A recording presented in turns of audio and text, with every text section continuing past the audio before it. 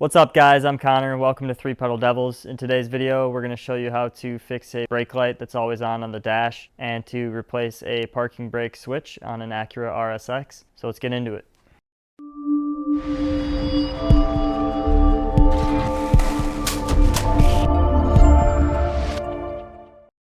So if you're like me and had a flashing brake light on your dash or a brake light stuck on, you're probably having issues with your parking brake switch or your brake fluid levels. So before you do any of this work on replacing the switch, just check your master cylinder to ensure that you have enough brake fluid above the min line before proceeding.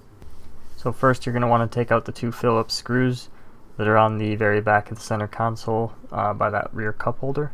Next you're going to want to pull the trim panel that holds the front cigarette outlet. It's just got some clips, so if you kind of pull out on it, maybe use some trim tools to your advantage, you should get it to pop free from those clips.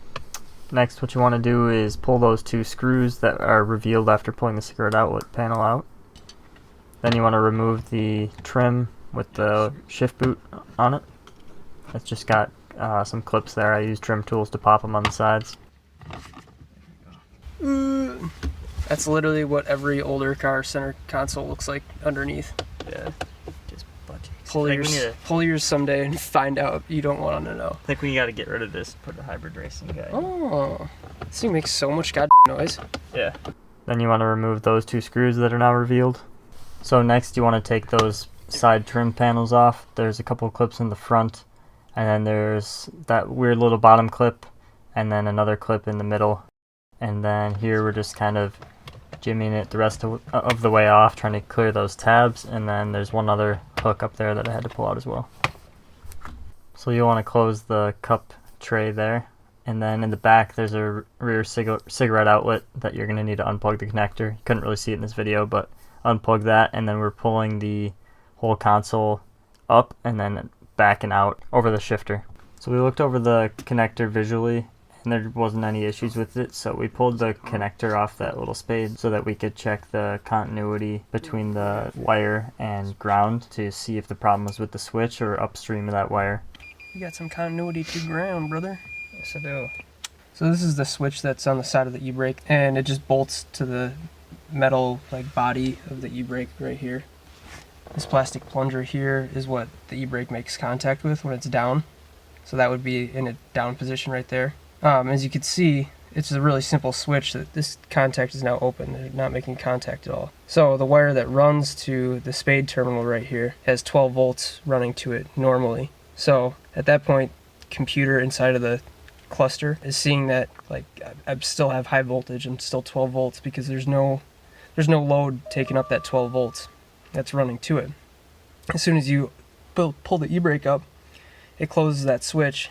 So you can see these feet are making contact with the body of the switch. And that switch is bolted directly to the Ebrake handle. So a chassis ground, basically. Not basically, it is chassis ground. So when that happens, that acts like a load, like say a light bulb would, and it uses the voltage that it's sending to that wire. Then the computer now sees, okay, well I've got 0 voltage because, like I said, it's being used by chassis ground. And then it knows, well, I see ground or 0 volts. It knows I need to turn on the light for the brake because I now have this signal, ground signal, coming from here. We saw that our switch is fully functional. It's kind of hard to see because of the seat is kind of in the way, but it works perfectly, mechanically perfectly normal. You can see there, it's down, and then as he starts to bring it up, it springs right back up. So that's working normally, and the contacts are fine, but I suggested we check for continuity to ground from here, because this should have 0 continuity to ground when it's unplugged. And we did have continuity to ground, so we checked resistance, and it showed 2 or 3/10 of an ohm, I think. Yeah, it's about that. Which would mean a direct short to ground. If you have a wire that the insulation's cut on and it's barely shorting out, you'd see a high resistance because it's barely shorted, but that would be if the wire was connected directly to ground. So we decided to hunt down our short to ground. In doing so, we found this wiring diagram. So when we are trying to find our short to ground, we needed to pull up a wiring diagram because in these more modern cars, there's a lot more wires, obviously. And it's not just as simple as visually tracing the wire. So we had to find, I wanted to split the circuit somewhere. So here is the parking brake switch right here. And I figured if there's a short to ground along this line here somewhere, we need to split it up into pieces. So maybe the short is in this section here. So we were going to test just that section and then work our way back until we found it. Well, it took us a second of looking at this diagram to realize that the brake fluid level switch is a direct connection to the parking brake switch. They're the same circuit, and they go straight to the cluster here. It goes through this box, but it is directly connected. So we kind of had a duh moment, and we went to go look at the master cylinder, realized fluid level was low, not empty, but low, and we tested the switch here to see if the two pins on the switch had continuity, which would mean it's closed, so float down, closed, which would illuminate the light at that point, and they had continuity. So we decided to put some fluid in it, and no continuity, switch open, float up. So the whole time,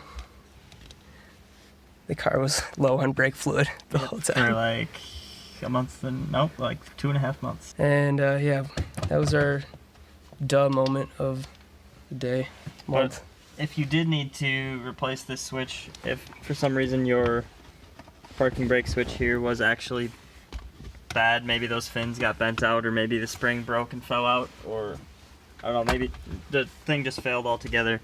There's a screw here, which is the head of it's on this side, so you'd get a stubby Phillips, not this one, it's too long, but right there. stubby Phillips would get that out. So I'm just gonna go ahead and replace mine anyways, because the part was like $5 and to ship it back would cost more than that. So I'll also mention that while you have your center console out on your RSX, now's a pretty good time to go ahead and clean up all the residue and lint and any sort of gunk that's gotten over it or inside of it over the years. Mine was pretty dirty. I mean, our cars are over 15 years old now, and there was some spilled soda down the inside of it, some spilled soda on the bottom of the cup holders and stuff. So I went ahead and scrubbed all that up and just got it nice and clean for my reinstall here. What I did is I actually removed this little box that holds the tray and cup holder. There's 2 screws, Phillips screws down there that I took off, and then if you flip it over, there's 6 of these push clips that hold that console box on, as well as the cup holders in place, so you can get all that off together. And then if you open up just the cup portion with it removed already, these cup holders will just fall out. And what I did, I put them in a 5-gallon bucket with some soap and water, let them sit for a while, scrubbed it with an old toothbrush, and then reinstalled. I put some white lithium grease on the slide for this box just so it moves a little nicer. Pretty good time to get some cleaning on that done, but we'll go ahead and reinstall it. So I already dropped the console back down. You kind of just angle it down over the shifter and then over the e-brake here, and it just kind of sits down into place. Then you got to put these side panels back on. I got this one on the side already. There's a bunch of clips down there, and then once it clips into place, you can put these screws back in.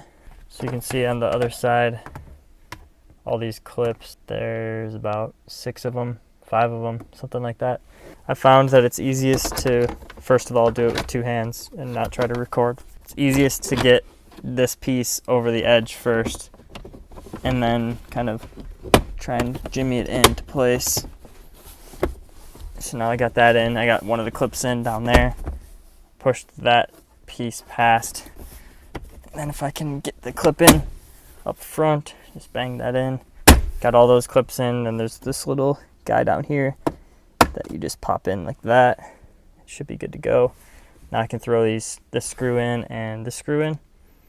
And then after that, all I'll have to do is clip in this center trim with the shift boot, and then put in the 2 screws, these screws back down in there.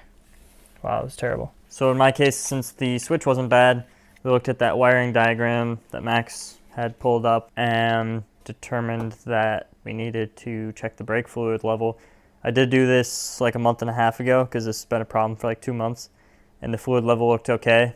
So I think in the past month it must have gotten a little bit lower to the point where it started causing an issue. But we checked it, added some genuine Honda brake fluid to it. So you can see we got the brake light on. As soon as I drop this down now, my light goes off. So, success. So that's going to be the end of this tutorial, guys. If you enjoyed it or if it helped you out, give it a thumbs up. Subscribe to the channel for more RSX videos and tutorials. And let me know in the comments if this fixed your issue or if you're still having troubles with your brake light on the dash. Thanks, guys.